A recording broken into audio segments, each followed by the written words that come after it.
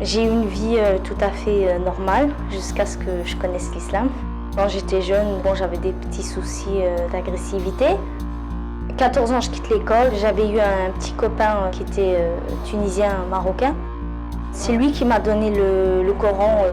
Au début, j'étais bien, mais en fait, quand j'ai vu que les gens m'ont rejeté, ça m'a fait un effet de haine. J'ai dû quitter la maison parce que mon père n'aime pas tout ce qui est étranger, en fait, n'accepte pas tout ce qui est étranger. Il y a eu des moments où il me frappait. Ma famille ne m'a pas acceptée parce que j'avais le voile. Ma mère a pris un appartement à son nom pour m'y mettre dedans, quoi. J'ai été obligée de me marier parce que ma mère a perdu l'appartement. Donc du coup, j'ai été à la rue. J'ai vu que chez les Arabes, ils étaient unis, donc ça m'a poussée vers eux, en fait.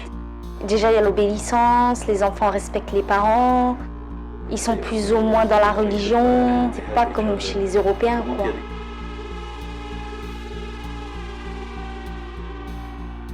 C'est lui qui m'a fait connaître la Syrie. Il était plus âgé que moi. À ce moment-là, il avait 44 ans. Et lui, ça faisait 20 ans qu'il était dans cette idéologie-là, quoi. Il m'a montré des vidéos de torture avec Bachar. Donc du coup, j'ai eu mal au cœur, quoi. J'ai eu envie de faire quelque chose pour eux. Il m'a dit qu'il fallait partir là-bas. Il a commencé à me faire des menaces en me disant que si j'allais pas le suivre, qu'il me divorcerait, qu'il allait prendre une deuxième femme, chose que je peux pas accepter. Il est parti avant moi et puis j'ai été très touchée par son départ. Donc après, je l'ai suivi, quoi. Je me rendais pas vraiment compte où j'allais parce que je suis quelqu'un de très impulsive, en fait. Moi, je fais les choses, je réfléchis pas, l'adrénaline. Donc je suis arrivée là-bas, j'ai été bien reçue. J'ai pas vu la chose tout de suite. Non, ils combattaient pas. Ils faisaient tout ce qui est voiture explosive, tous les ennemis, comme ils disent, contre n'importe qui, quoi. Parce que l'atelier était juste en bas de chez moi. Ça peut exploser d'un moment. Après, je les ai virés. Ils ont changé d'atelier, j'ai dit c'est pas possible.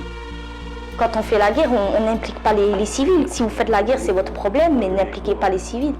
Parce que moi, je suis pas venue ici faire la guerre. Moi, je voulais juste aider les Syriens, quoi, faire quelque chose pour eux.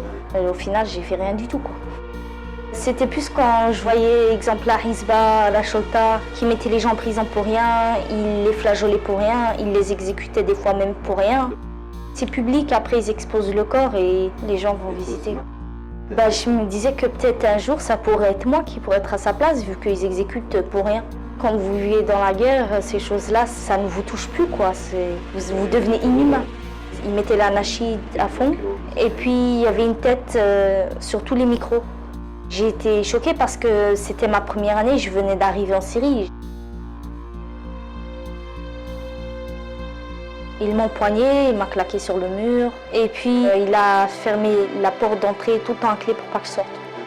C'était mort de toute façon, parce que mon mari faisait surveiller les voisins, vérifier mes conversations téléphoniques. Après, il m'a coupé le contact définitif avec ma mère. Et puis par la suite, j'ai adopté des enfants syriens, donc je me suis attachée à ces enfants. Je voulais partir, mais avec mes enfants, quoi. Daoula m'a repris les enfants. C'est au siège de Raqqa et on change tout le temps de quartier, quand un quartier se fait démolir. Le drone regardait partout là où il y a de la vie. Et le problème, c'est que les hommes de Daoula, ils mettaient le niqab comme les femmes. Donc du coup, le drone, je pense qu'il fait pas la différence. Ils nous ont commencé à nous envoyer des haouns. Puis je suis sortie pour aller dans la cave. Et à ce moment-là, il y en a un qui m'a tapé derrière. Mon mari, il est mort au siège de Raqqa.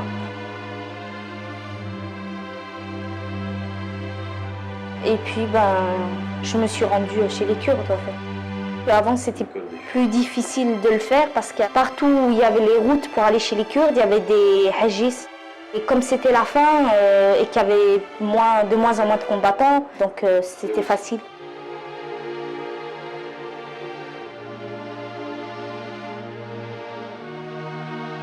Avant, comme j'avais pas le voile, les gens qui sont un peu plus extrêmes dans la religion m'ont sorti de la religion, ils m'insultent. Tout le temps, on me vole mes affaires dans ma tente. C'est insupportable, quoi. J'ai été obligée de mettre le voile pour avoir moins de problèmes avec les gens. Je leur dis de se concentrer sur les études pour leur avenir et de se retirer de ces conflits et d'être neutre. Parce que la propagande, quand ça vous entraîne, vous vous rendez pas compte quoi. Vous vous rendez compte quand vous vous retrouvez là-bas sous les bombes et qu'ils vous laissent mourir sous les bombes, alors qu'ils vous promettaient paix et sécurité. À la fin, quand vous risquez votre vie, que vous dites là, il y a un problème. Bah, ils n'ont rien fait au final. Ils voulaient construire soi-disant un État islamique et au final, ils se sont fait détruire de par tous les côtés. Ils ont mis au défi l'Amérique, alors qu'eux, ils ont des avions, ils ont des armes, et que nous, on n'a rien. C'est complètement n'importe quoi. C'est pas les chefs du monde, quoi. Faut qu'ils se calment un peu. C'est qu'ils laissent les gens tranquilles, quoi. Des enfants sont morts, des femmes sont mortes, des frères sont morts. Il y a eu des blessés. Donc, ils ont fait quoi? C'est mon pays, c'est les miens, c'est ma nation.